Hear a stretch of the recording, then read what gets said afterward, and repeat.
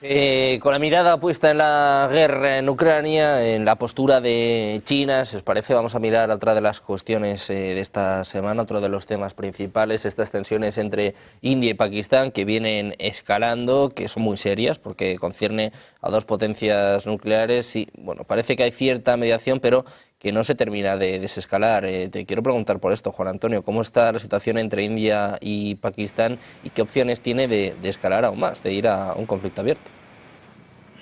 Hombre, si aplicamos la ley de Murphy, todo lo que pueda ir mal acabará yendo mal, pues efectivamente el peligro es alto. Es decir, porque claro, siempre decimos, no, que son dos potencias nucleares. Ya, pero aunque no fueran nucleares, son dos potencias que tienen unos ejércitos convencionales muy grandes y son dos países muy poblados. Entonces, es decir, estamos ante la posibilidad de un conflicto de gran envergadura. Ahora bien, dicho esto, si es verdad la enemistad tradicional que tienen India y Pakistán, hay ahí antecedentes históricos, todo el proceso de independencia, de cómo nació Pakistán, de cómo nació India, del todo el asunto de Cachemira, todo eso es verdad. También es verdad que durante años siempre se ha mantenido la tensión en esa línea de contacto y nunca se ha acabado de llegar a un tratado de paz, también es verdad. Pero, dada la situación geopolítica en la que está implicada India, con los BRICS y con todo el desarrollo del corredor norte-sur, que es fundamental para su comercio, es decir, y luego esa salida hacia el Océano Índico hacia el Golfo Pérsico y del Golfo Pérsico hacia Europa, hacia el Mediterráneo Oriental, a India no le interesa ningún conflicto militar. Y si miramos a Pakistán, estamos en una situación parecida. Es fundamental un aliado estratégico de China y es fundamental para el tema de la ruta de la seda, también para llegar vía Irán hacia el Oriente Medio y hacia Europa. Tampoco le interesa ningún conflicto militar. Entonces, ¿qué ha pasado aquí?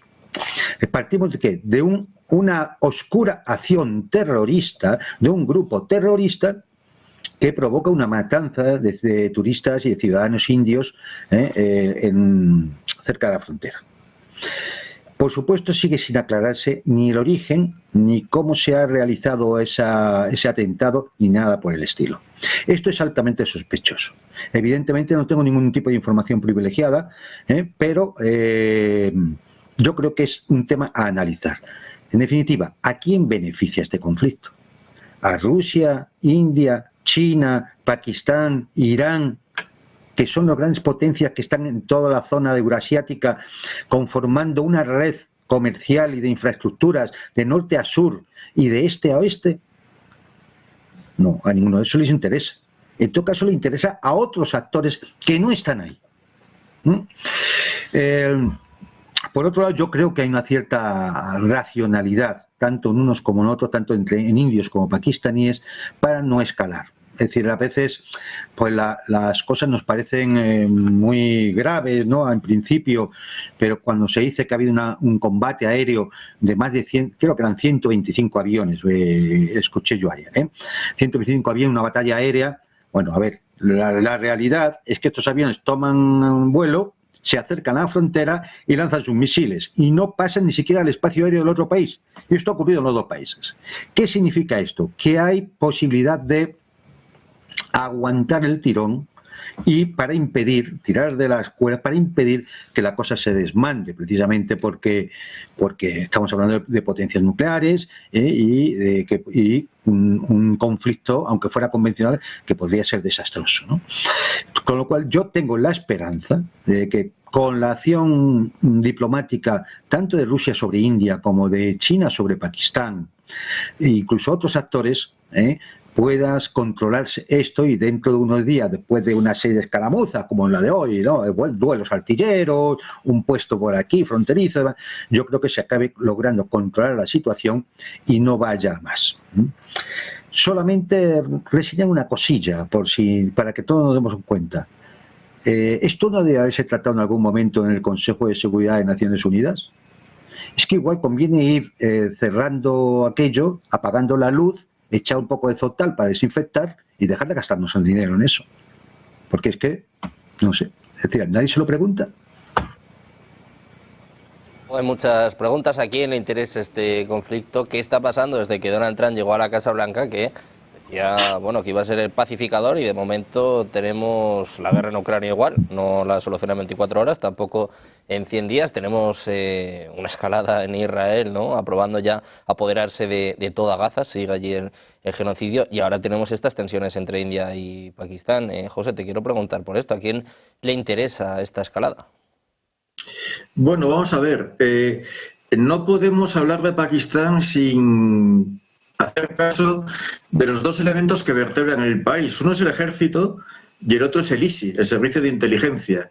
El servicio de inteligencia pakistaní, que es muy hábil en operaciones encubiertas, estuvo formado por los británicos. Tanto el ejército indio como el ejército pakistaní tiene una fuerte tradición británica. Pero Pakistán es un país que no es para nada uniforme. Hay muchísimas divisiones dentro del propio país, por ejemplo, entre los descendientes de refugiados que ocuparon el Sindh, la zona sur del país, Karachi, las provincias que van de Multán para abajo, y los panjabíes, que son la población en cierta manera dirigente de Pakistán, por no hablar de los kashmiris, las tribus del norte, las tribus emparentadas con los afganos. Es decir, Pakistán es un país potencialmente muy inestable. Y es el aledo estratégico de China. Por el Valle del Indo y por la ruta de Trans-Himalaya baja el comercio chino hasta Karachi, hasta el puerto que abre el Índico al comercio chino.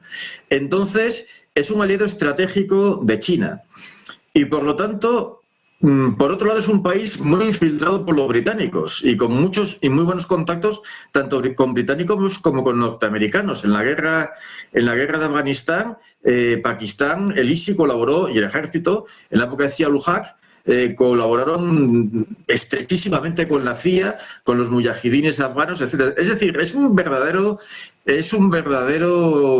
laberinto digno de una novela de Kipling. Y entonces es un escenario extremadamente volátil, mucho más de lo que pensamos.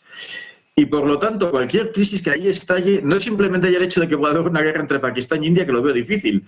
Normalmente las guerras entre Pakistán e India, o los incidentes, acaban con un gran despliegue de cañonazos, pero se parecen un poco, no sé si habéis visto el cambio de la Guardia en Derga. Es una aldea que es el puerto fronterizo en el Panjab entre Pakistán y la India. Y hacen un despliegue militar pakistaníes e indios que llega a la misma línea del paso fronterizo, donde bueno, cambian la guardia y despliegan y arrían y bajan la bandera durante la jornada, con público además aplaudiendo. Y siempre se queda en una especie de gran despliegue con unos uniformes fantásticos que parecen sacados del Imperio Británico, pero siempre se queda ahí la crisis, ¿no? Y un poco las crisis entre India y Pakistán son lo mismo. Pero, repito, Pakistán es un país extremadamente volátil, hay montones de divisiones, chiitas y sunitas. Bueno, y dentro de los chiitas, los ismailitas y los... Bueno, es un país que tiene una extraordinaria complejidad, que es estratégico para Estados Unidos y para China, y que además está enfrentado a un país que es aliado de Rusia tradicional, como es la India. India y Rusia tienen unas alianzas que se remontan a la independencia. Buena parte de la industria armamentística rusa, su gran cliente es la India.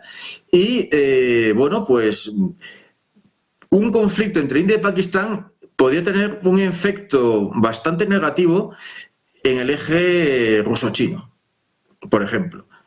Entonces son cuestiones que cualquier crisis allí, yo creo que conviene sobre todo a las potencias anglosajonas. O sea, cualquier historia que se desencadene, pero tampoco demasiado.